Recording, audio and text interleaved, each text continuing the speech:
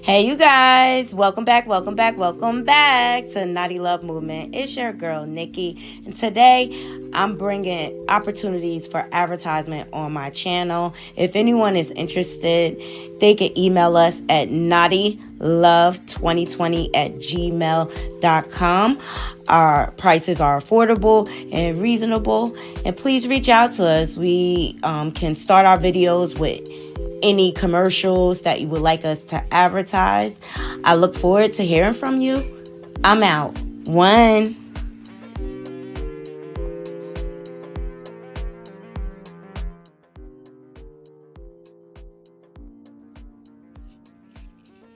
Good evening, Naughty Crew. Welcome back to my channel, Naughty Love Movement. It's your host, Naughty, bringing you the latest and trending topics.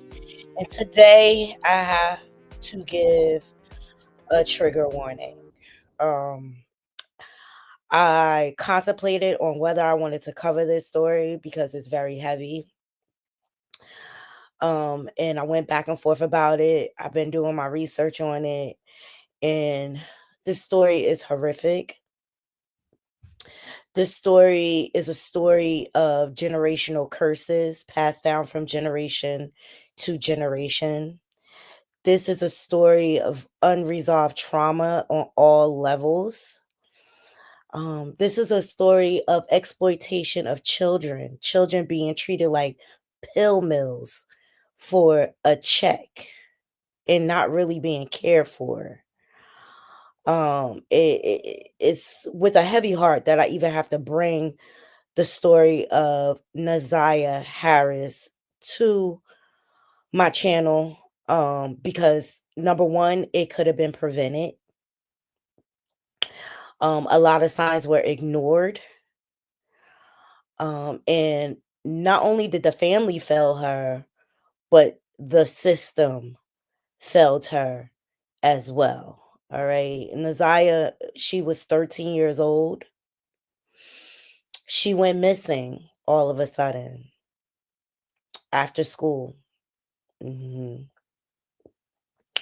But she was like the throwaway child. Now, Naziah, she was the product of an extramarital affair.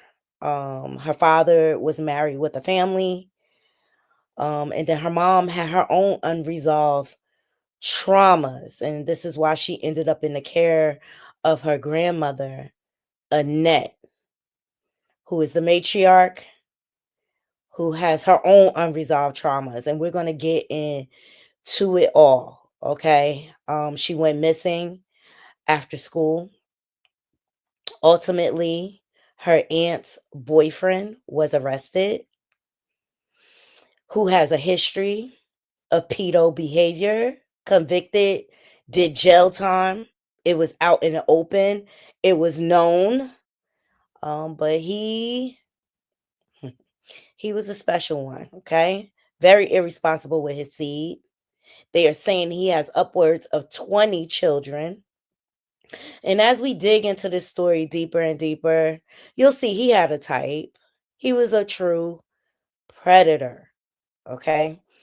Um, Recently they had his preliminary trial, and during that trial they decided to convict him for sure. Nazae's body unfortunately has not been discovered yet, but she's presumed to be not with us any longer. Young girl out of Detroit, throwaway child, you know. Nobody wants her, not mommy, not daddy. And then she goes into a home with the grandmother and she collects a check, so she's really not paying attention. She don't care enough, you know.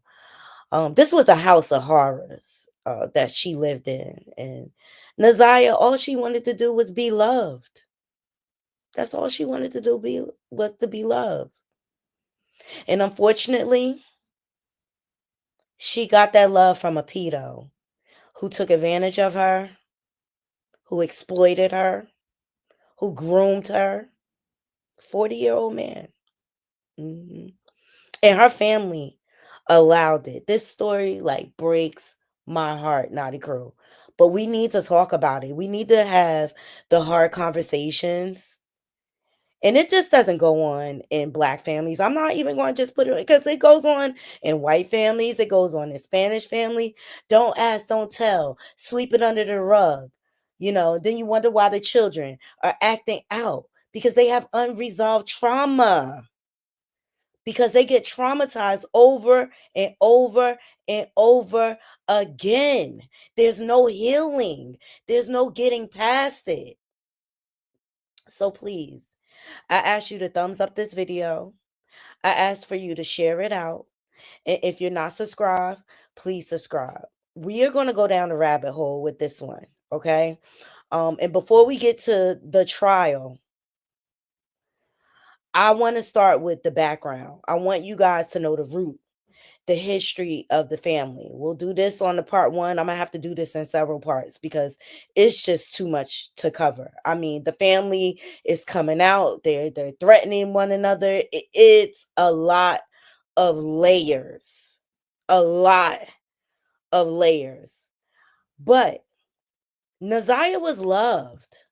She had family that was fighting for her, but they were iced out.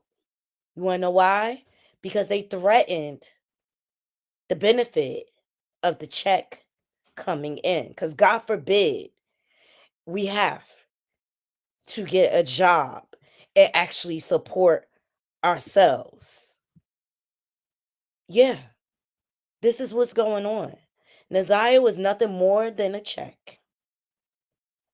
That's all she was.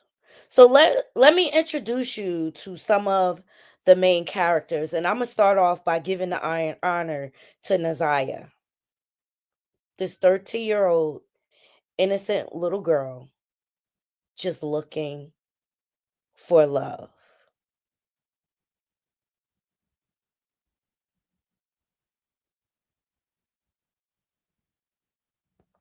Black girl lost, failed by many, many, many systems, failed by her family,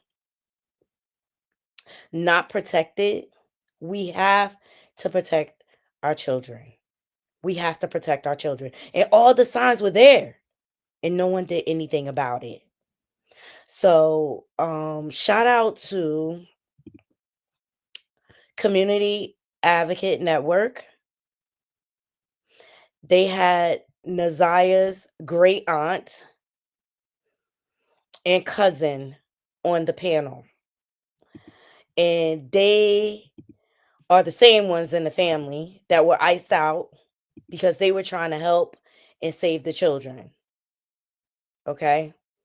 So I just want to say trigger warning. And I hope they find Naziah so she can have the proper arrangements.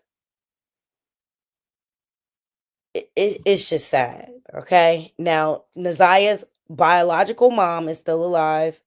Her biological dad has passed within the last year.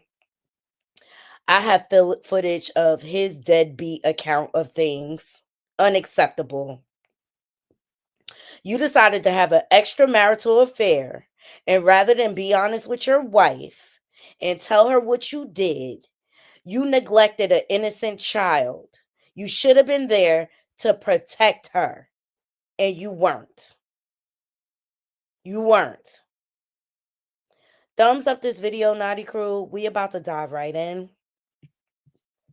I'm only going to do about an hour of this just so you guys can have a basis and a background. Okay. And then when we come back live, I'm going to try to come back live tomorrow morning.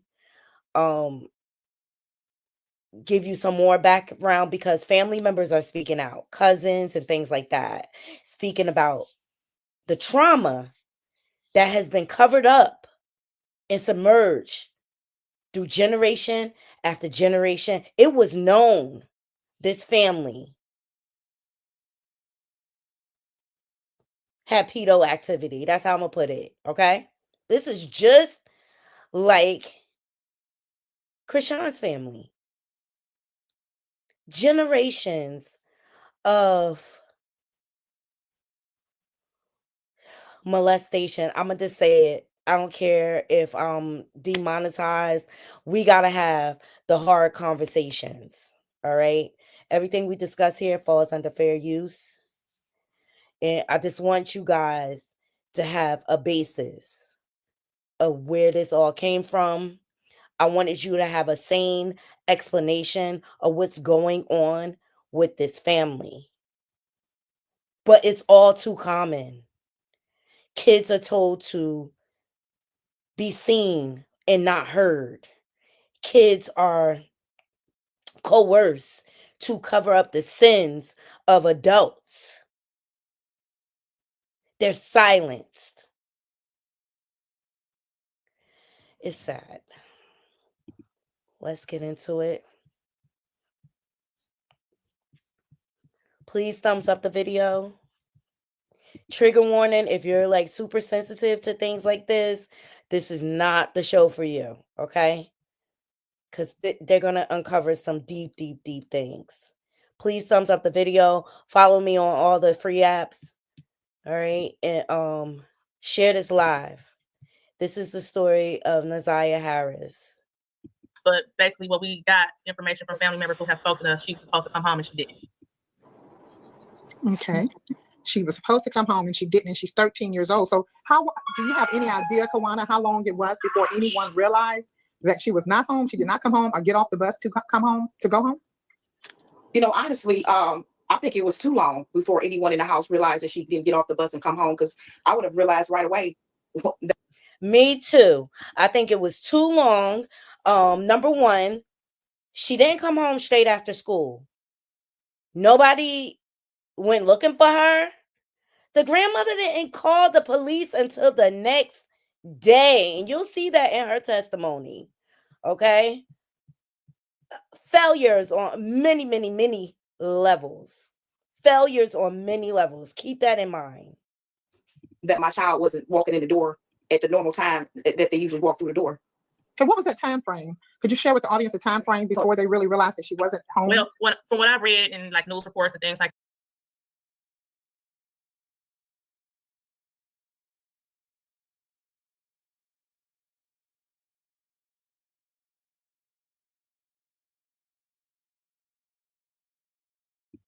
she was 13 years old, being SA'd and raped by her aunt's baby daddy, who she had 5 children with without wed, and he has up to 20 children out there, and it could be more. And all of this is going to be covered in this interview. This is Naziah Harris. She is still missing. Her body has not been found. Her predator has been convicted.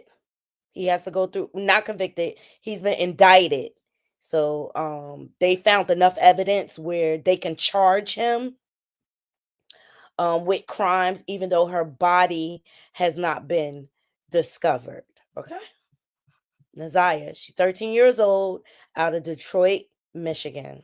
Black girl lost.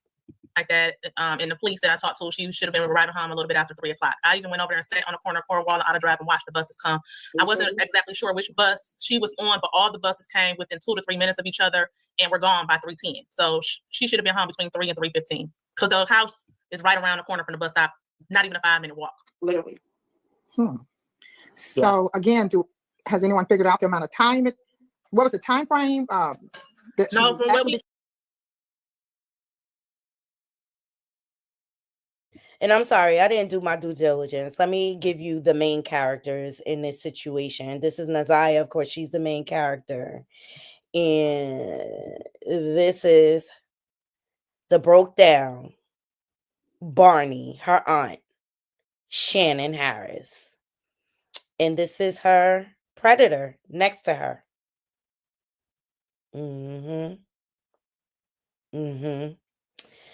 Yep. And I believe in my heart of hearts, she helped cover up this crime. Okay. And just to give you a little character about Jarvis Butts. It's so crazy. His name is Jarvis Butts. This is the predator next to broke down ghetto Barney, excuse me. This is emotional for me. And shout out to Nick at Night for this shot. Okay. This is Jarvis Butt's profile. And he says, I'm a tall, light-skinned homo thug. I got a little booty that need a big old peen in it if you're trying to feed my a-hole. Please hit me up. I'm a tall, light-skinned homo thug. I got a little booty that need a big old okay? Mind you, he got several pedo charges. He has been tried and convicted. He's supposed to be on the registry. He is a serial pedo. Keep that in mind as you hear this baseline of the story. And like I said, I have to do this in parts because it's just too much to do in one setting. Okay. He came missing. We know they said that she went missing after getting off of the bus. That's all we know. We just learned recently that they didn't realize she was missing until around 6 o'clock. And that's when Yeah. the police called? Did the mother, the No, guardian notify the police? No, all the information we received is that they claimed that they went to look for her, but no neighbors on that block. We went and asked when we passed out flyers. The neighbors on that block said they didn't even know a little girl was missing, especially not the little girl from that house because they were familiar with that house. Right. They were familiar with the house. Yeah. Were there any other children, young children, older children in the house that you know of? Multiple children frequent the household and live in the household. At least, let me see, 5, 6, 7, 8, 9, 10, at least 11 children. Wow. Have lived in that house recently. And currently there are 7 that live there and 2 others that may possibly still frequent that household. I want to buy your house. I can pay you cash for your house, no matter what condition it's in. If you need to sell your house for... Whenever you have a household with a lot of children like this and the parents aren't there and things like that, it always makes me suspicious. It really does. Because how can one person keep up with all them? Lori, if I can interject for a second, Yes. one of the questions that is commonly asked in terms of the family, I want to, get through this and go on to some other things, but not only were there a lot of small children in the house, it has become public knowledge in terms of, number one, everybody knows Jarvis Butts, who is been identified as the suspect in this crime, and of course, as of today, has been bound over to trial to face all of those charges and even increased charges. The prosecutor added, or it upgraded, I think is the better term, a charge today. So we are grateful for that. But one of the questions that I get a lot in the comments is asking about the grandmother's history in terms of her having her own children and how she was able to get foster children, and then was Jarvis Butts living in the home or not, things like that. If you guys could clarify for us, whatever information you can share, because of course this is still an ongoing investigation, so we don't want to say anything that's going to interfere with that process. But anything that you guys can share in terms of the dynamics of the home, as far as the access maybe that Jarvis had. I'm gonna tell you right now, because I heard the mama's Shannon's mom's testimony, and she said, oh, he wasn't really in the home. You're about to see a contradiction. The mama a liar. Shannon is a liar. You could tell she's a woman of low self-esteem. She was just happy to have this light-skinned man hanging on her arm, okay? And he did not treat her right. He had women all over the place. During the preliminary trial, not only did he have fiancés testifying, he had baby mamas testifying, and the baby mamas were still saying they was active. I could only imagine the condition of their pH balance. Okay, child. Okay, you're going to see a pattern with Jarvis Butts and the type of women he chooses. These type of, I don't even want to call him a man. These type of pedos have a type. They target insecure, weak women. They target households with no men in it.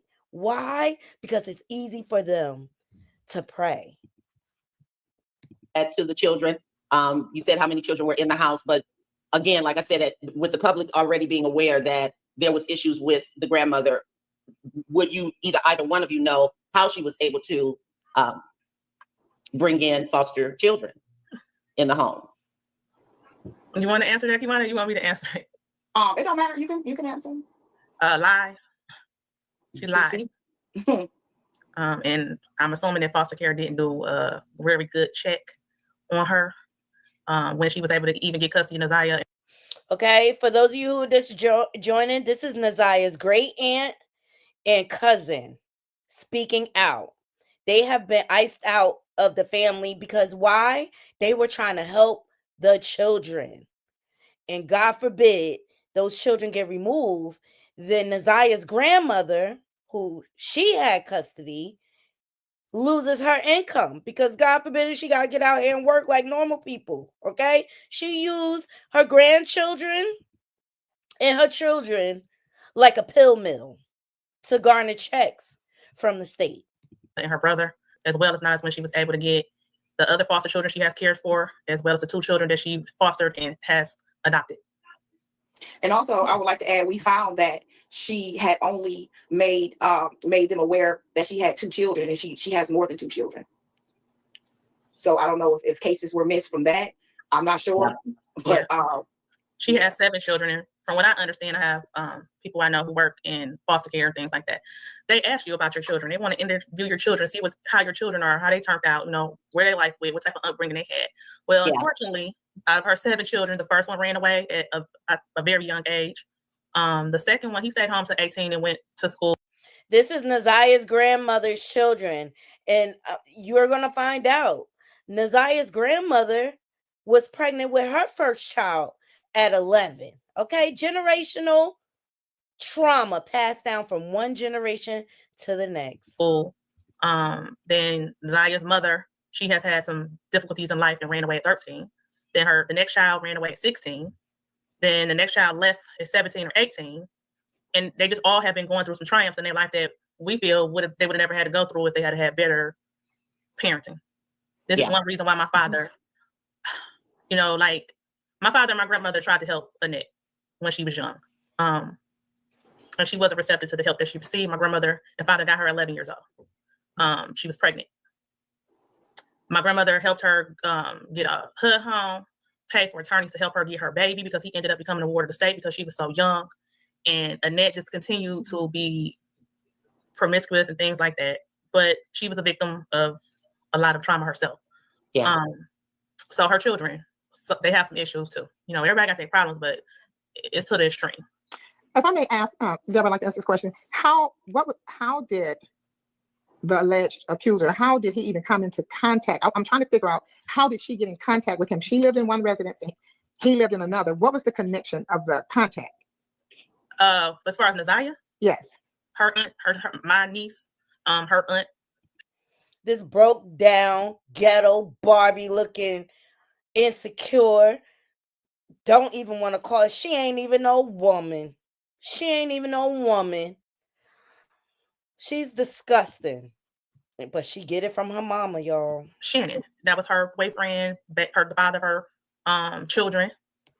Hey, listen, if you get your car insurance, she kept spitting out child after child after child without no hopes of marriage or anything. With the knowledge that this man was a convicted pedo, she kept reproducing with the scum of the earth.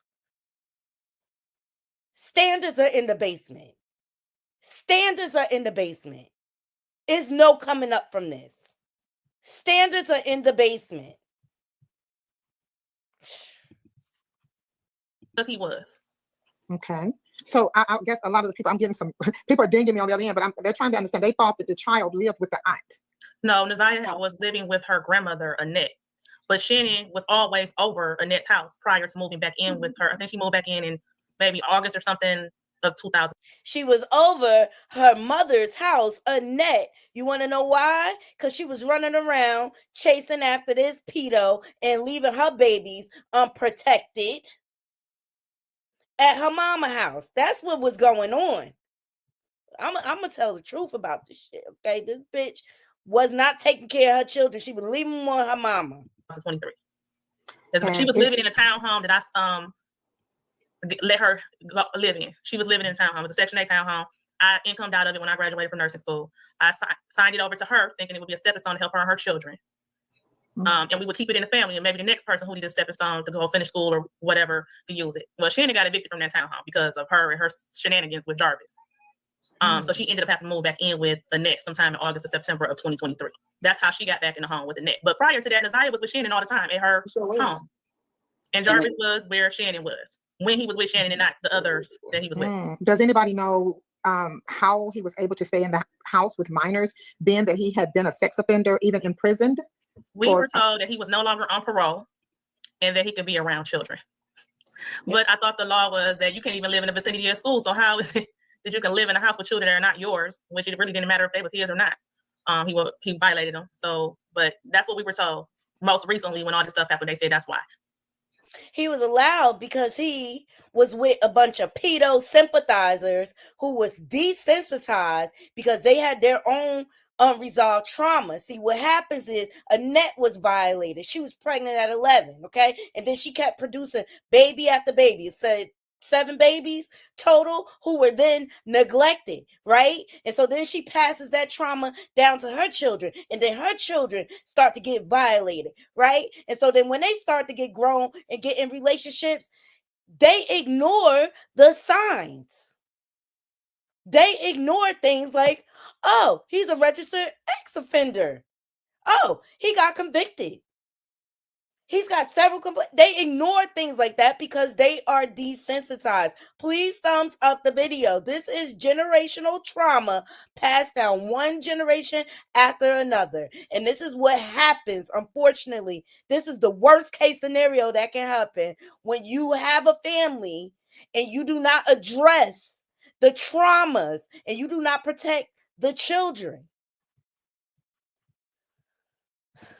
Yeah. So, Also, yeah, go ahead, Kiwana.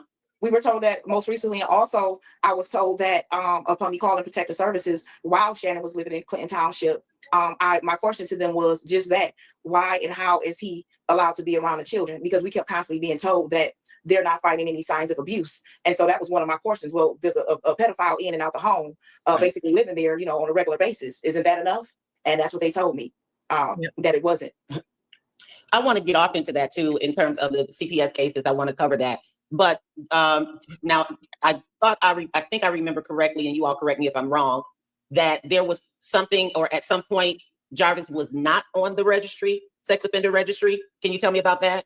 Yeah, when I initially found out that Jarvis was a sex offender, it was almost 12 years ago. Wow. And I asked Shannon about it. She didn't tell me. I stumbled over it because of a situation where he had got arrested and had her daughter in his custody at that time. He had the child, and we had to go get the baby because he got arrested. So I was looking him up to see what he got arrested for. And then it popped up his Otis information saying that he was a sex offender and had sexually assaulted a child under the age of 13. And I looked at Shannon and I was like, Shannon, he's a sex offender. Yeah, he said the girl lied. I'm like, it says the girl was 13, and then I did the math on his age. I said he was 24. A 13-year-old cannot lie in this situation. I'm sorry. A 13-year-old can, and for her to just explain that away, Shannon, you ain't ish, girl. You broke down, ghetto ass, Barney ass, trifling ass, desperate ass. It's not enough words. You got your niece deleted because you were so desperate to have a man.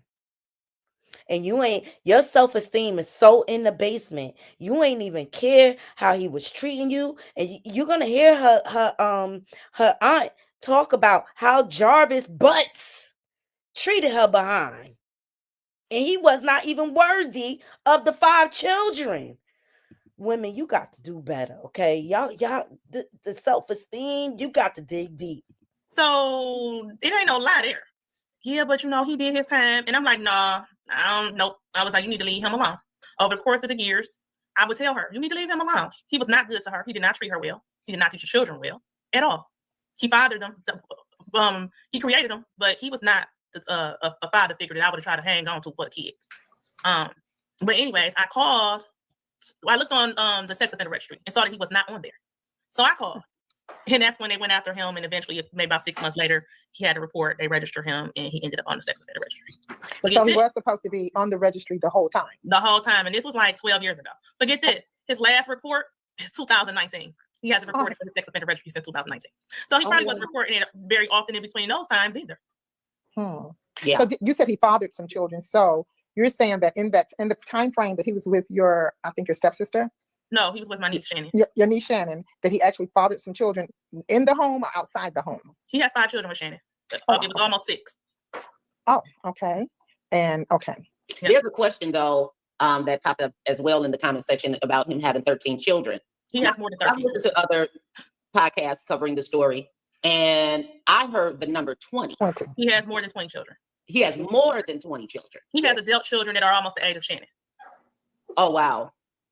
Oh. What is she in her early 30s, right? Shannon's 31, I believe. Yeah. Oh. And I think his oldest daughter is around the age of 26, 27. He's my age. He's 42. Yeah. Hmm. Because even the judge said it in her ruling, that he had 13 children. And I think it came from that interrogation he did with the detectives. And I guess maybe he only claims 13 of them. But That's his lucky number. He says that all the time. Oh, yeah. I thought I remember hearing the number 20. But as far as that is concerned, he has other children with underage girls. From what I You know, with the understand, children he already has, right? yeah, from what I understand, his older children were all with girls in their teens, and he was in his 20s. Yeah. Hmm. And then along the time when Shannon was dating him, they was going back and forth with each other. There was a young lady who was like 18 who said that her child was his. I don't know whatever came along with that, but yeah, it's possibly she's one of the young ladies that's listed on the Friendly the Court registry. This is an example. You know a man ain't no good for you. You know he ain't shit type of nigga, right? And he running around sleeping with everybody, creating babies everywhere. Her self-esteem is so in the basement that she was willing to take it all because he's with me. He got 5 with me. But I bet you he couldn't support him and take care of him. She was willing to put the man above loving herself and her children. Unbelievable. And that's why she looked like a whole clown in this picture, looking like a broke down Barney. I said it. She looked like the ghetto Barney. Like Barney don't even want her, okay? She's a Barney reject. Mm-hmm. So do you think, I guess I might, Deborah, please don't let me get ahead of myself, but I have to ask this question. Did Nizia, did she ever show or talk or say anything to anybody? I mean, any hints, Yes, she the did. world wants to know. I mean, this Yes, is she a did. young 13-year-old child. And from my understanding, this took place a year ago. She told. Today. She told. correct? No, She she did told. tell. It all started, my issue, me and Shannon were thick as thieves. I love the children. I would go around, went to Disney World, we traveled together. Then she called me and told me that it was a birthday party in February of 2022 for her second daughter's birthday. And most of the children, pretty much all the children were at the house, the grandchildren. There was one little girl who was another, Annette's other sister's daughter was there. Now, this child had never been around Jarvis alone before. I think she might have been at the birthday party or something, adult birthday party, but it was at a hall. But she was at Shannon's home, and this young lady was so afraid. Shannon's telling me this. She ran upstairs, frantic and afraid and scared, and wanted to go home and wanted to call her mother because Jarvis touched her inappropriately while she was in the basement playing with the puppy. While this little girl, now Jarvis was on the game, he wasn't thinking about going up there with Shannon or nothing. Shannon says, all of a sudden, while she's up there, she's trying to calm this little girl down and talk to her, Jarvis comes and knocks on the door and says, what's wrong with her? And I said, Shannon, why are you calling me? Is he dead or is he in jail? Mhm. If you have a 700 plus credit score, you qualify for Chase's new program where you could access up to So this man has been allowed to be around family, friends, and just prey on all these little girls. It was like his little playground. When he left, called the police. Let them know where he's going, what car he's in. Right. Well, I'm about to take her home, then I'm gonna call my mama. What? So I called her back like maybe 30 minutes later. Like, did you call the police? No, my mama said bring the kids home tomorrow morning. She gonna talk to him. I'm like, no, y'all don't need to talk to him. You need to contact the police. She did not contact the police. I found out later the police were never contacted. The next day when I called Shannon, I talked to her. She said, my mama talked to them and said the kids ended up telling us they lied. They was mad because he wouldn't give them no money. So I called Annette and I said, Annette, are you guys going to call the police? She said, yes, we're handling. I'm going to call the police. So I left it alone. Like, she's going to call the police. Shannon assured me that the police had been called. They were involved. There was an investigation going on, all of this. This was in February 22. Well, in April of 22, I called Shannon in a lie. The police were never called. The children were not receiving counseling. Nothing had happened. So I went to the Clinton Township Police and I told them that I wanted to make a report. They told me I couldn't make a report because I didn't have enough information about the child who actually accused him of the sexual abuse. I said, but the other children also accused him of sexual abuse. They said, well, they didn't happen that night. And I'm like, she said, it would probably be best for you to call CPS. So I called CPS and I told Shannon I called CPS. I said, if y'all didn't call, I told you to call the police. I told you to get the kids help. You didn't do it. So I'm calling CPS. I'm not only you, but I'm calling them on your mama too. Because it happens, whatever's happening at your house is most likely happening at your mother's house. They never called. And then that's when Kiwana got involved. I didn't, like my husband knew what was going on. And a few other people who knew Shannon because she had told them stories. But this is how Kiwana got involved. So I'll let Kiwana tell what happened on her end. So then I end up going over there to drop off Neziah some clothing. And once I got there, Shannon pulled me to the side and said, I got to tell you something. And I go, okay, what's going on, cuz? And she said, that Janelle and called Protective Services on me and lied and said that Jarvis was doing something to the kids. I said, what do you mean she called Protective Services to say Jarvis was doing something to the kids? How would that come about? So that's when she went to tell me, it was a party. And she explained that what happened at the party and that they ended up questioning the children, and her daughter, along with Neziah, along with my other little cousin, which I've never met, had expressed to her that Jarvis offered them monies to do things inappropriately. She said, however, she found later on that her daughter was lying. And I said, Shannon, kids don't lie about stuff like that. But a child not gonna come and tell that something like that happened and just be lying. You need to further investigate. No, that Janelle just trying to start some stuff. I said, no, I don't feel like she's trying to start no stuff. I feel like she care and concerned about what's going on in the household as far as the children. This is outside of you and her relationship. This is about looking out for the children. And so we began to go back and forth. And I became, what she like to call it, being as though now I'm taking up for the kids. So I contacted Janelle and said, what's going on? Because we hadn't talked for a little while. And I said, explain to her what I had heard and what Shannon had said. And she told me what happened and what transpired. So that's when I called Protective Services. Could you tell me the length of time it was before either one of you called? Because it seemed like it was a long stretch before the initial and Child Protective Services was notified. The initial incident happened in February of 2022. I was told that the authorities were involved. When I found out that the authorities were not involved, Shannon was lying to me. 22 or 24? 22. Okay. So in April of 22, I figured out another incident happened where a child was doing some sexually inappropriate things. And I said, well, what's going on with the case? And isn't she in counseling? And you need to go to the police and take the phone. She sent the pictures to somebody on Instagram. She had told somebody else. She tell people this stuff like it's nothing. Like it's the normal everyday thing. She told somebody who didn't even relate to her to this story, and they called me to tell me what she said. And then she's talking about Shannon. She just go around telling these stories of violation and SA because she is immune to it. She's oblivious to it now because it's just a norm in their household. Then I called her to ask her about it. So that's when I called CPS in April when I found out she had lied to me. April, which year? 2022. Mm-hmm. So then Kiwana called me. I don't even think it was like maybe 3-4 weeks later. Kiwana called. Other family members had already called and were calling when all of this was going on because I wasn't getting any response from CPS. The CPS worker that I talked to told me the children denied it. I said, so look at the adults. If the children are not going to tell you I said, would you take the children out of the household and question them? No. I'm like, because they're afraid to say anything because they're in the Shannon internet looking right in their face. Then I said, if the children are not going to tell it because they're afraid, then start looking into the adults. Well, we haven't found any credibility of the complaint. Even with him in the house, been in prison. She told me that he was not on parole and he could be in the house around children. But he had been to prison for the same accusation. No, not accusation. He was convicted and imprisoned for the same thing. This is what troubles me. I made this complaint in April of 2022. And there were several other complaints by myself, Kiwana, and other family members after that. This man had a CPS case basically stating the same thing in 2015 and 2018 from completely different families. Yeah, sure did. And also girlfriends. Sure did. And after I end up calling Protective Services, one of the children. This is typical pedo behavior. They find single women, no men in the household, women with low self-esteem, and they gas them up and love bomb them. And they get in there to violate the children around them. He is a serial pedo.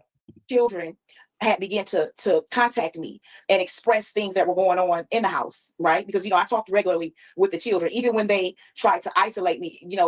I'm not gonna say names of the children, but one of the eldest children would try to contact me, or contact me outside of their knowledge. It began them having to sneak and call me now because they don't want us around. We get in their business. We're calling protective services, and so I went on to talk to workers, try to get custody, continue to call. I made calls not just in Wayne County, but again in Clinton Township. So there was calls, Clinton Township, Wayne County. The Clinton Township calls was against Shannon. Wayne County was against Auntie and their household. And then both stories were being told to both protective services, that city and in that city. And Yep. if We were finally always we did get a constantly little told bit the of same action.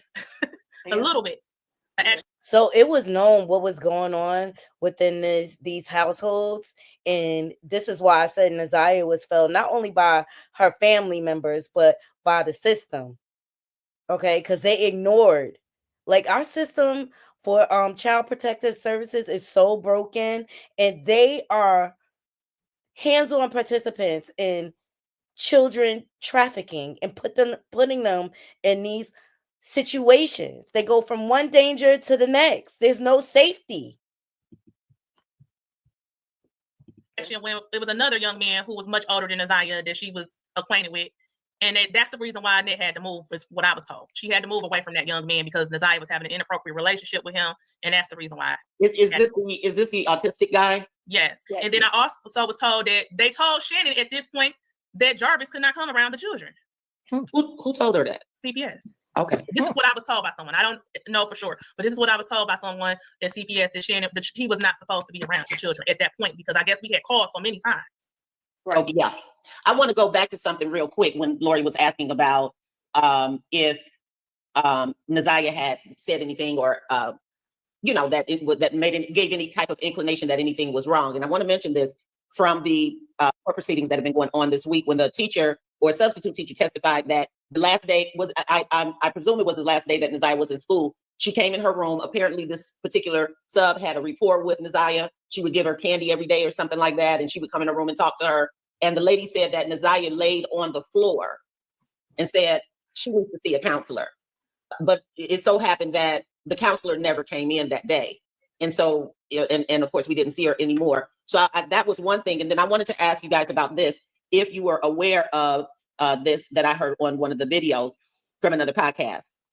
It said, that Naziah was telling her classmates that she was planning to run away because she was pregnant. Have you guys heard anything about that? Yeah, we heard so much. That was after she went missing. So yeah, we've heard that. We have heard every accusation, scam. Yeah, we heard that. Okay. I wanted to clear that up. And then also, now I believe, Kiwana, you pretty much grew up around Naziah's mom, and being close to in the unit, and being in Naziah's life actively. Well, I guess both of you were in her life actively up until the cases being filed and whatever rift caused the family to that broke down the family. So can you talk about, Kiwana, how well, first of all, let's clarify for the public how long Jarvis has been around, because the information that is out there only indicates that he started abusing Naziah as far back as 2022, but there's a question that it may have probably more than likely had gone on much longer. So let's establish for them, exactly how long. When did you all become aware that he was around, like when Shannon was dating him and all of that, those types of things? To give, to clarify. Basically, I want to get rid of some misinformation that's out there. So, Go ahead. No, yeah, Kiwana. So, Jarvis have been around since Shannon was 16, right? This is how to get in shape fast. If you want to drop this, start eating more of these. All right. They getting into this broke down Barney lookalike, low self-esteem less than a woman, and this pedo that preys on little girls.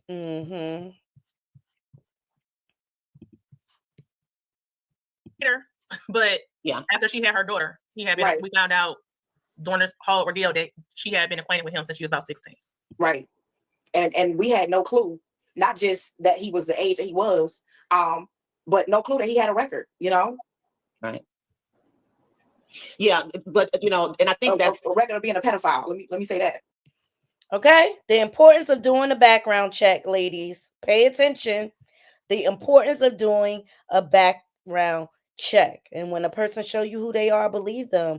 If he was willing to sleep with Shannon at 16, what makes you think he wouldn't be willing to go even younger?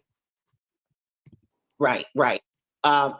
Yeah, because that's a lot of the thing is, where was the family? Oh, and the other thing is, let's clarify. And we don't have to go into extensive details about her mom, but can we please clarify, just a general idea of her mother and the father. We know that the father did pass away. Hey, Naughty Crew. Thank y'all for joining. Hey, Couture Bay. Hey, Roxanne. Hey, Chantel. Hey, D. Smith. Thank y'all for joining. We're getting into Black Girl Lost, okay? The story of Naziah Harris. Her predator has recently been convicted of red rum. That's one of his charges. She was 13 years old. She was also pregnant by her aunt's baby daddy, sperm donor, Jarvis Butts. All right. And you can see Shannon does not have any self-love for herself, because anybody who will wear a dress like this don't love themselves. Okay. She looked like a whole ghetto Barney. All right. And Jarvis, as we go through this story, and I have to do this in parts, Naughty Crew, but I wanted to give you guys a foundation of the family history before we got into the court case and the preliminaries and the testimony, because I want you guys to put things in perspective, and you're going to see how much of liars Shannon and Annette, her mother, is, okay, and how they failed Naziah miserably, okay? All right. And not only is Jarvis Butts a pedo, apparently he's a homo thug. Yup, Jarvis Butts, December 18 of 2013. I'm a tall, light-skinned homo thug, and I got a little booty that need a big old peen in it. If you're trying to feed my blink hole, please hit me up. All right? So that's how much self-respect that man got, okay? And I can tell you what's going on. He probably was violated himself as a child. That's why he think it's okay to sleep with young girls, okay? And he never got help for his trauma. A R. Kelly situation.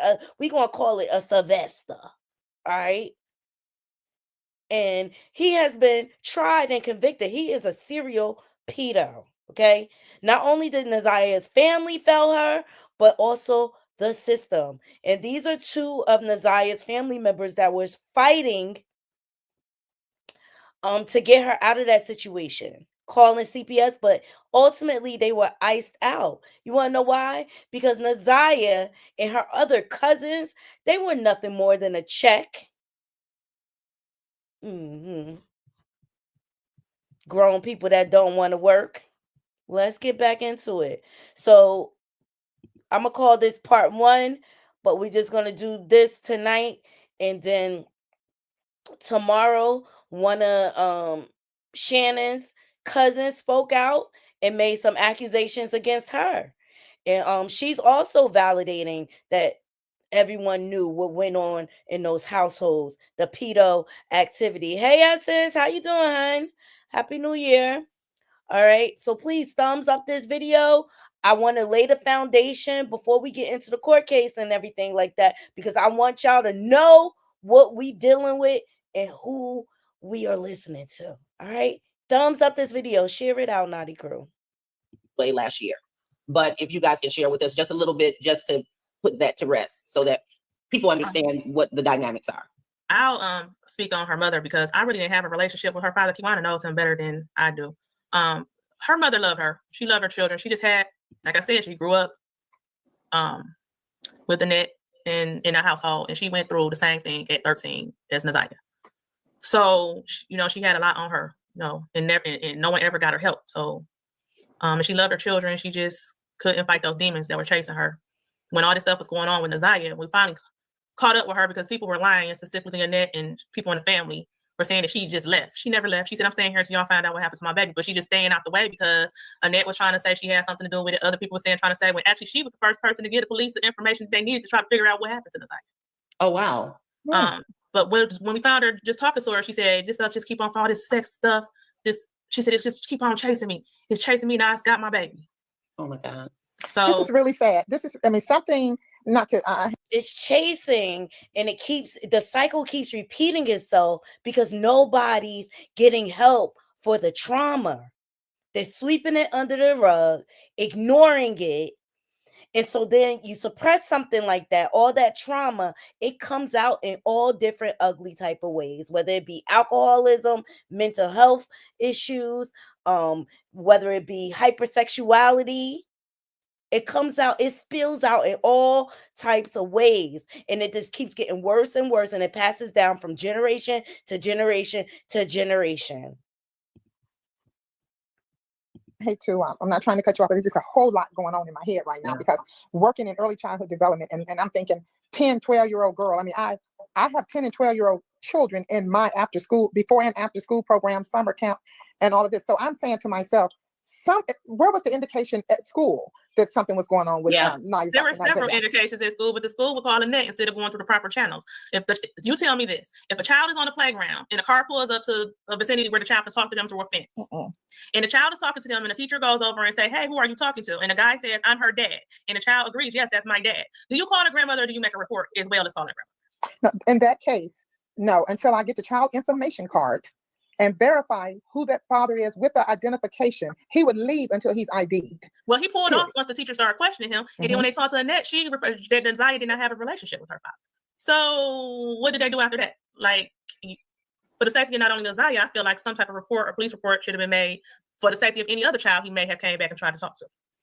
Because they didn't know who he was. Yeah, I would think that it would have at least been documented that an adult male was spotted, observed, interacting with the child in the schoolyard. That is improper procedure.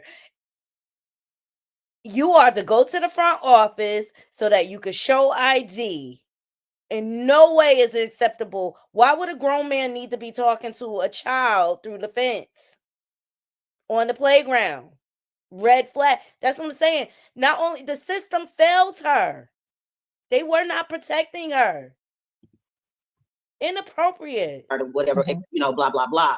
I think that the school, it's clear that the school just didn't follow proper protocol. No, they weren't paying attention at all. It's unbelievable the amount of callousness between these social institutions, CPS, the police department, and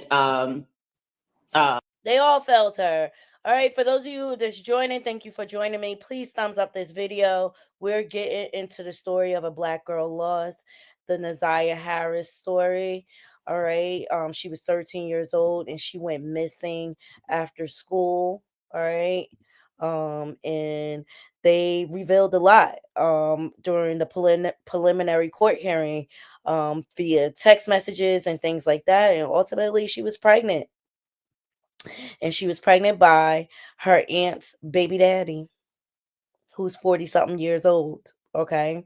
But they have now charged him with red rum because they felt like there was enough evidence to charge him.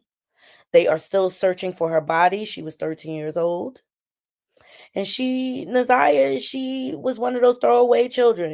She ended up being in the custody of her grandmother, who was traumatized as a child. And didn't have any emotional coping skills.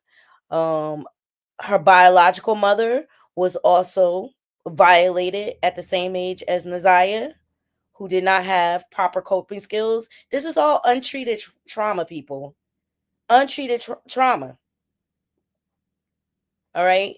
And so this is Naziah's aunt and cousin speaking out, the only sane part of the family. And as we get deep, because the family is online fighting, I mean, it's just as bad as the Malones, the Cristiano family, okay? If not worse. And this is the extreme form of what can happen if you just keep letting trauma pass down from generation to generation and you don't protect your children. And now it is suspected that Naziah is no longer with us.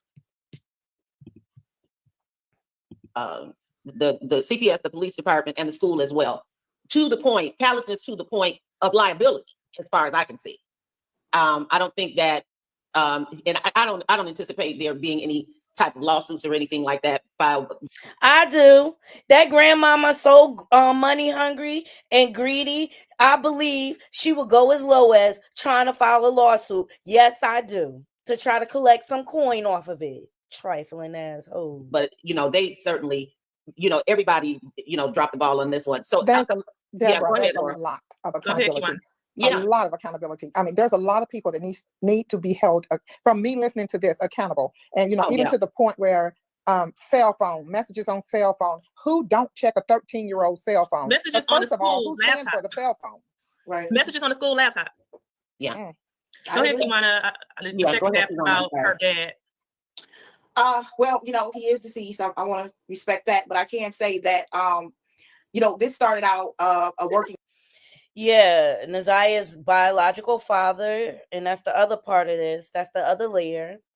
Naziah's mom and her biological father were messing around, and he was a married man with a family. He completely failed her and abandoned her. I do have his account.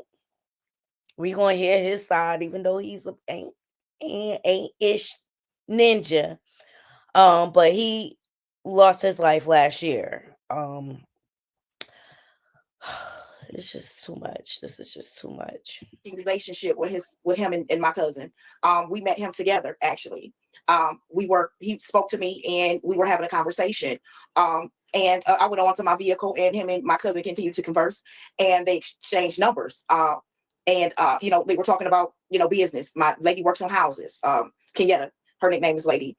She works on houses and she's really good at it. And so he needed some help as far as, his business. And that's how they met. And so they met a business.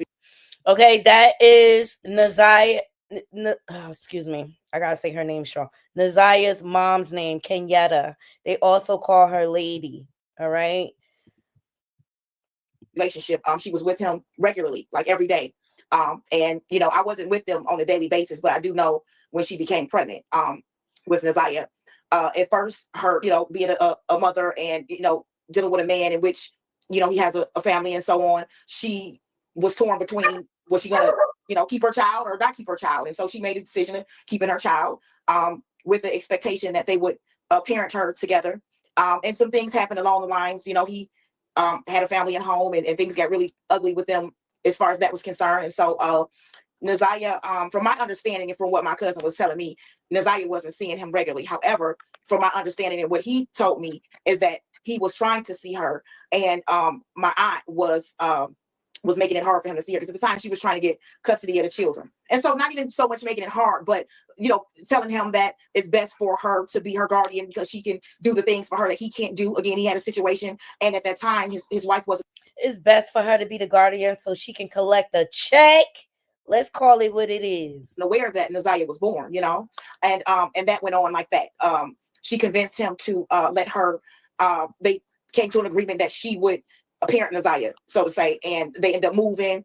He lost contact, and so many things happened in between when they lost contact. He was consistently paying child support, from my understanding. He told me that personally, that he was consistent with paying his child support.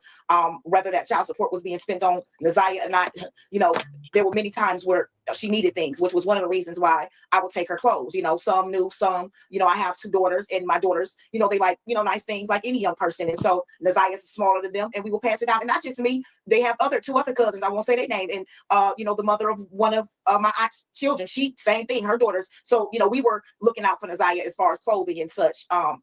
You know, so yeah, that's that story. And then once this came about, with Naziah missing, he found out about it. And, you know, he was out there, you know, like we were, as far as the organized searches is concerned, you know, and passing out flyers. I met up with him a few times, and we were passing out flyers and so on. So there's that, you know, they both made a mistake, but Naziah was none other than a blessing. And it's unfortunate that all this had to happen like this. It's really sad that not just, you know, her father, and the situation, her mother, and she's no longer here, you know. Can I ask the question? Did anyone know she was pregnant? I mean, at 13, I'm going to keep saying a young girl at 13. You are a mother, you're an auntie, you're a grandmother, whatever. You're going to notice somebody has to buy supplies. I believe that they did know that she was pregnant. We did not know that she was pregnant until all of this happened. And then we saw the videos, and we started kind of like looking and assuming, like, wait a minute, it looked like she's pregnant. And I personally feel strongly that they knew that she was pregnant. Because mind you, we were no longer allowed to see them. So it was phone calls now. It was, you know, I'm sneaking to call you to say hi, because they weren't allowed to talk to us, you know. So that's how I was in communication, and that's how she was in communication. It was phone calls. We couldn't see them. So we weren't seeing them visually, you know, aside from the oldest child. I won't say his name, but yeah. You know, Naziah would text every now and then if she can get a hold of a phone, or she would, I think one time she reached out to me on social media. The last time I saw Naziah was June of 2022, because I saw CPS in April, and I saw her June of 2022, and I was taking one of the other children with me, because I have a son that's close to age with one of the other children. They're very close, and I was taking them on a trip. It was like a Father's Day football trip or something, and I saw her that day, and she wanted to go, and I'm like, I'm gonna come back, when I get back in town, we're gonna make plans, I'm gonna come and get you. Well, I tried to get her like a week and a half later, take her to lunch, let her spend the night, get her nails done, do something fun with her, and they told me that she could not go. Continuously tried to, you know, to do things for the children, reach out to the children, spend time with the children, be around the children, and they wouldn't let us be around. I showed Deborah the text message where I tried to offer to pay for cheer, like the boys, 2 of the older boys in the household were allowed to go and play football. And I'm like, well, all these years, these boys get to go play football. Well, they got a scholarship. I'm like, they got cheerleading scholarships too. And if they don't, I'll be willing to pay for her to go to cheer. Why she always got to sit in the house? Why she can't never go and do anything? They declined my offer for that. And so she could be disposable to the pedo. That's why. Disgusting. Really puzzled me was when Naziah said that I need the medicine or whatever it was that she was saying she needed. Her sanitary napkins. Yeah. No, this was she needed something because gym was getting very, very difficult for her. To do. So that tells me that she had to be further along for it to start being a challenge for her to do activities in gym. So it tells me that somebody in the household, an adult somewhere, had to notice something. And I'm not just saying this to be ugly towards anybody out there, but like, this is real. This is a young 13-year-old girl that is pregnant, that cannot buy her own sanitary napkins. I haven't heard anybody say she had a job. So, I mean, cleaning the shop. Stocks of this, or did you look at her? Did you, you know, what? Because I wouldn't put it past the things that they know. Somebody knew that was around her, whether it was one of the other children. But I really believe that the adults knew. I was a teenage girl. I was raised by my grandmother, and she kept the pad so she would know if I was coming to get them. Absolutely. And even if I came and got them, she said, "Let me see." She came in the bathroom to check me when I was 13, 14 I got 2 girls, and they're never without their personals. You know? Right. And not only that, but I pay too much attention to my daughters for them to walk. Exactly. Do you? Child, I know I got 2 girls, and I was counting them bad boys to make sure it was on every month. Don't play with me.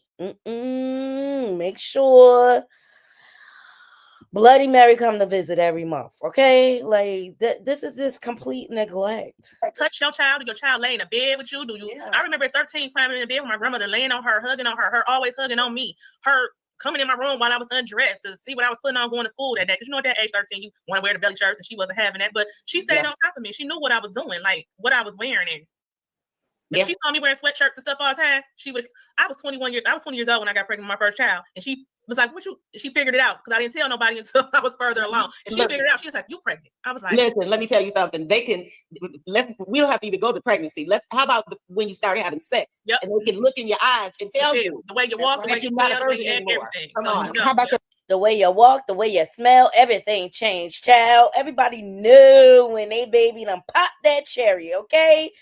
Let me know in the comments. Annette turning black. Why? Yes. What's right. going on with you? Yep, So, yep. listen, it's So- the generation, the people, I don't know what's going on with folks now. But you know. no, let's remember, Annette runs a tight ship.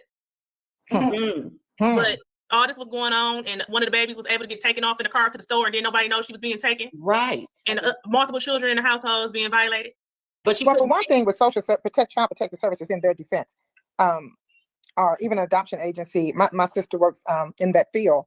And I know, and she's had in the past, Deborah, as you know, she had foster children. They're going to come out to your house, and you have to have bedrooms according to the amount of children that's in the household. Yeah, So she had I all think I that. heard She you made say sure it she might have brought been her 11 ass. children. Bedrooms. Yes, Oh, she made absolutely. sure she got her ass across her You teeth. had It was the protecting her check. dresses, bunk beds. Oh, that was so tight in that area. Well, for Yeah, she 11 put that children, she together. would have had to have at least 7 Well, bedrooms. They weren't all in the house at the same time. Well, the one house they live in, I believe, was a 2-family. They all initially it was just Naziah, her brother, her other daughter, and her 2 children.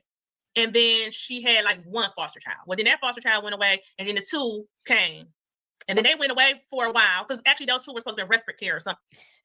This should not be. You should not be able to dress up just to get past CPS. Like CPS needs to be more proactive, doing surprise visits and things like that. That's how I feel. Like people shouldn't be able to just put on a mask and you check all the boxes and everything's okay. That doesn't mean those children are safe.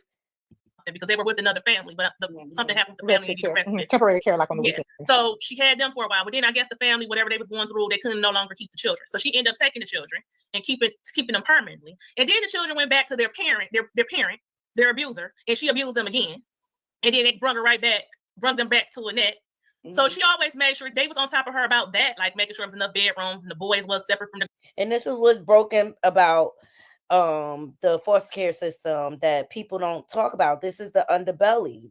A lot of times these kids are shuffled from one abusive situation to another. I went over this on my channel to show that they don't really check out these foster parents. They don't give them background checks the way they should. And then people lie. They be having partners that are registered offenders and they just don't be there when they going through the process. And then boom, the child gets there and all of a sudden they in the hands of a predator. Like this is what is broken about the system. The girls and all this different stuff. Yeah. Most just come back with 2 out of those siblings. It was even another child, which was a baby. That was their brother. But the young lady, it's just a mess. But his father got custody of his child. Ended up getting custody of him because she was trying to adopt all 3 of them. Yeah. But yeah, she crossed her eyes and crossed her teeth, got her ass for all that type of stuff. But other than that, no. Yeah, I want to get to a couple of things, guys. And when Kiwana was talking, I want to make sure that we say this publicly. There are other family members who cared about Naziah and are basically kind of behind the scenes that was trying to intervene in the situation. This is not a situation where this child was completely abandoned by her entire family. That people, maybe did not know what was going on for a time or whatever. Can you all briefly address to that, just to let people know there was other people in the family that loved Naziah, was willing to take her in and all of that? Can we deal with that really quickly? Right, willing to take her in. We would have to fast forward to 2020. Was that September or October 2020? September. It was September 2022 when her brother ran away. Yeah, 22. I contacted an attorney. We were trying to find out why first of all, we were trying to find him. We got threatened by the police, saying that we was harboring a minor.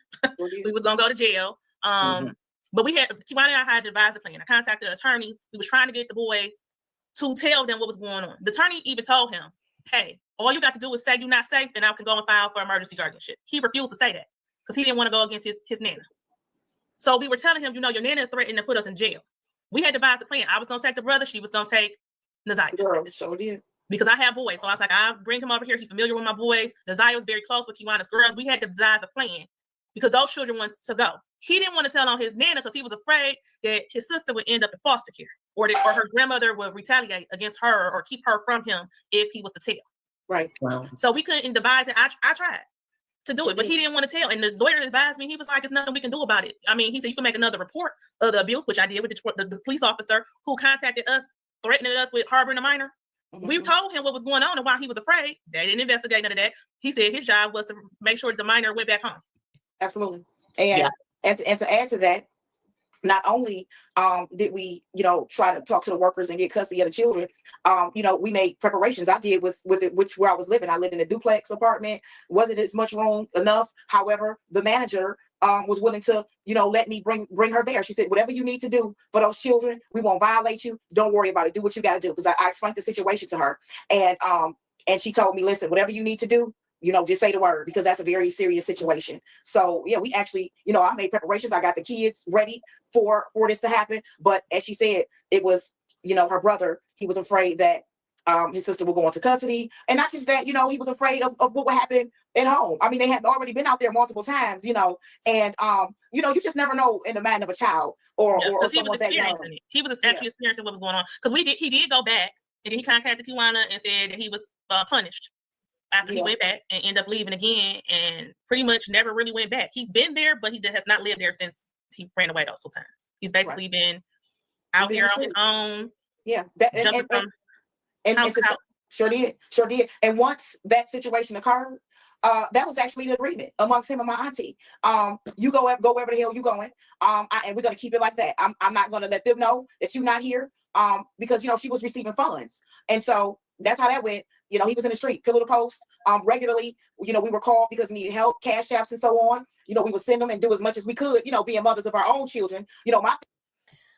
Now it's bad when a child would rather be homeless than be in a stable home because the home is unstable. That's when the abuse is bad. Thing with him was, listen, I want to do this the right way, and if this is what I need you to do, so that her or I, can do it the right way. We can get you in school. And another point is, unfortunately, once they out in the streets, it's hard to get them back. They get used to that lifestyle. They get used to doing what they want to do. It's hard to reel them back in. Get the help you need to get you in programs. We can't help you like we want to help you with you being in the street. Okay. I pleaded with Shannon and her twin to maybe talk to, because he said something about he was afraid of juvenile. We were pleading basically just let us take the kids. They're not happy there. You obviously stressed out because you're snapping at them and stuff. Let us just take the kids, even if it's just temporary. Give you a break, maybe give them a new look on life or something like that. Paying your bills on time raises your credit score, right? Wrong. In fact, We getting into Naziah Harris' story. This is a foundation. The family knew. Everyone knew what was going on. It was known. They're not getting what they need from there. They rejected that offer as well. Sure did. She didn't even respond to my offer. Let's say that, but I took that as a rejection, as of no. Because if I was going to do it, the lawyer told me, don't just let her send him. We're going to get temporary guardianship because she might set you up, because she was threatening pretty much if you harboring him, you going to jail and all this different stuff. She said we have to do it by the book because this is a very sensitive situation. Oh, she was threatening me regularly. I mean, they sent the police to Kiwana house. Sure did. Had them circling around my place, had them calling my son's phone. And then she had the nerve to call me and say, if you see him, you need to bring him home. I said, well, I tell you what, you need to be honest about the abuse that's going on inside the home. I said, you know what's going on. I said, you know exactly why he running away. Oh, no, he just want to be grown. He want to run the streets. He want to smoke weed. Well, weren't you the one that passed him his first blunt? Weren't you the one that passed him his first breeze? He told me. Boom. Okay. So we partying with the children too. Why? To keep them quiet.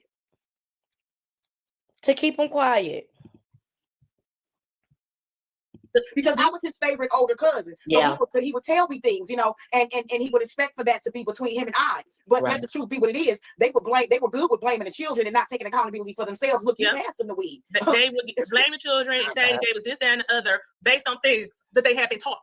Right. The things that they were mirroring. Everything like Naziah. A lot of people saying that she was fast. Those things that Naziah was doing, not only. And these are the typical stereotypes that go on when people don't want to take accountability and deal with the abuse. Because if it came out that Naziah was being violated, guess what? Now the grandmother's going to be under investigation and she going to lose her check.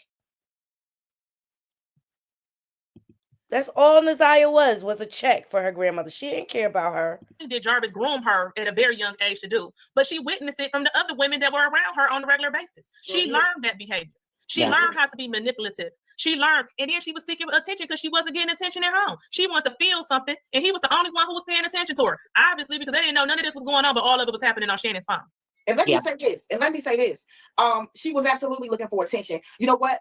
And today, was it today or yesterday? I believe it was today. They said in those text messages, she was constantly asking, "Am I ugly? Do you think I'm pretty?" Well, let me tell you, she always felt ugly. She had very low self-esteem. And I was the one, I would always say, "You are beautiful." That's how I gave her the nickname Pretty Eyes, because her nickname from her mom is Tuda. And then we also call her Zaza. However, I wanted to go the extra mile and make her feel pretty when I call her name. And so I gave her Pretty Eyes. She had some beautiful, gorgeous eyes. She's a beautiful girl. Yes, she was. But let me say this. They added to her low self-esteem. They were constantly saying things to her like, "You nappy headed. You got nappy hair." So she felt like it gave her a complex because all the other children have fine hair. And I would have to tell her, "Baby, you got black girl magic. You see my kinks? You see my hair? You better love yourself. You are beautiful, baby." Those are nines all through your coils. And I would have to try to make her feel good because they would tear her down by making her feel like she wasn't as pretty as the other kids. You had nappy hair. You bony. These were the things that they were so wrong-headed self. That was something they said regularly. And to them, it was jokingly. But to her, it was damaging. Oh, it sounds like some of that might have been purposely for some reason. I mean, being around children in the business for almost 30 years, it's something so dysfunctional that it's probably, we would never understand because we're so far from this, removed from this situation. But I'm telling you, this sounds so intentional. The negative talk to her, we don't do that. Black women don't call our children, grandchildren, black, ugly, nappy-headed, none of that. Yes, they do. I'm not going to act oblivious and act like these things don't go on. The colorism and things like that, this all got passed down from slavery. Yes, it does go on.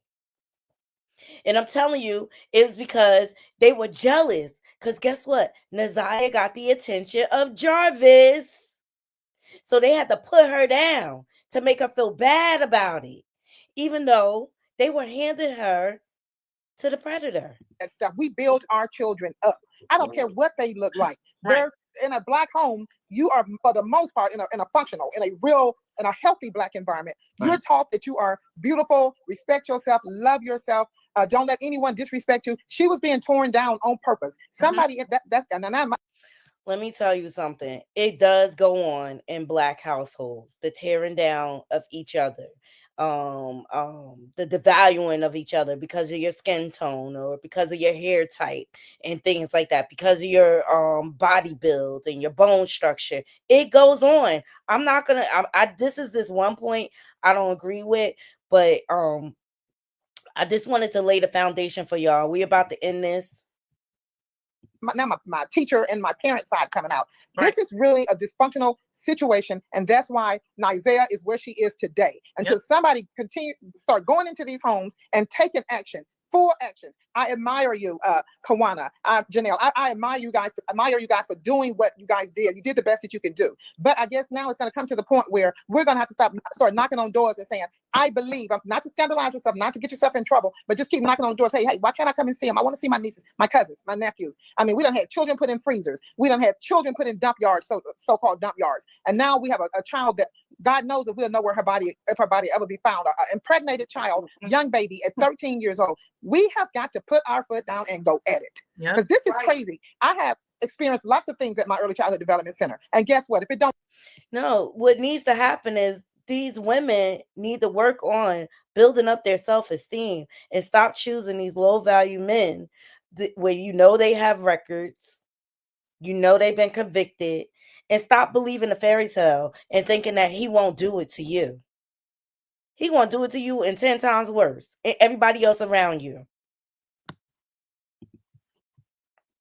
Don't look right to me, it's not right. And if somebody has to make it right to me. I'm not going to buy blood coming down a child's leg because she must have sit on a tricycle and hurt herself. Oh, no. We're going to do some investigating. And then, let the doctor tell me that. Then I'm okay. So we have to start being, as the old people say back in the day, nosy. That's right. Yeah. And let me say this, if I may. I want to add to that. A lot of times, people will turn a blind eye. They'll know that these things are going on. A lot of women are so desperate to be with a man, because this man is making them feel whatever they need to feel, that they will turn a blind. Say that. This is exactly what the problem is. A lot of women are so desperate for love, they'll take a man any way they can get him. Because they self-esteem low. They ain't nothing but low self-esteem right there. This man was slinging peen all throughout Detroit. my eye. And I know a lot of people, and I'll come back later on and talk about that. But I know a lot of people that know of sexual abuse in the home or pedophiles personally, and they're afraid to turn them loose. It's called Stockholm syndrome, if we will. Yeah. And they want, they'll still have these people Protect their around, immunity. like their family. They'll protect their name. I mean, I've had people, go back and forth for me about their family members, and because I'm telling, why are you protecting this person? I've lost relationships because I've stood on that. If you are going to protect this person, then you are, again, like someone else was saying, a part of the problem, because there's no way in the world I'm going to know that you're a pedophile, whether you my uncle or whoever you are, and you're going to come sit at my table and feast with me and my family. Come on, It's not sis. gonna happen. Come on, Yeah. now. Come on. Come Also, on I'm now. saying what goes on in the home, stay in the home. You need to make a difference with that. Tell your daughter or tell your son what goes on in the home. Yes, stay in the home. But if it's unhealthy, if somebody's touching you inappropriately, if somebody is doing things to you to make you feel uncomfortable, those are the things you tell. If you see mommy and daddy have an argument and we're in an uncomfortable position because daddy or mommy came home too late or whatever, that's something different, and we'll talk to you about it. But all that what go on at home, stay at home. When somebody's upstairs having sex with a 13-year-old or a 12-year-old or a 10-year-old, no, we're not going to hide that as Black families, and we shouldn't. No family of no race should hide that. And I hope and I pray that this person gets the justice that he deserves, because he's been to prison for this once. A lesson was not taught. I see no reason for him to be out in society No. amongst our young children anymore. Yeah. Period. And that's where we're going to end it, Naughty Crew. All right. So y'all going to have to go. I'm going to shout out to, sorry guys. Her channel, this channel is called Community Advocate Network. And congratulations to Nazia's sane family members. Okay. For speaking up the truth, but I wanted to lay the foundation. Nazia was failed on many different levels, even with family fighting for her. The system failed her, and they couldn't even rely on the system to help them free her of the abuse that she was going through. All right. But we learned from this that the family knew what was going on. CPS knew. The school had signs. Okay. Never questioned the grandmother. I want y'all to keep that in mind as we navigate through this story together. Okay. Now, tomorrow, I guess I want to get into the testimony of Annette, Nazia's grandmother, and her aunt, Shannon. Okay. And then I want to also get into, if we have time, the story of Roxy, who is a cousin that has come out to speak her piece. But guys, leave it in the comments. I hope they find her body so she can get the proper burial. But this is a Black girl lost, and my heart goes out to the family members that truly love Nazia, and truly wanted the best for her. And I hope those who failed her, there's a special place in hell for them. That's just the bottom line. All right. I appreciate you all. I'm going to go ahead and get out of here. Please have a good evening. Thumbs up this video. Replay clue. Please make sure you thumbs up the video and share it out. Love you all. Until next time, I'm out. 1.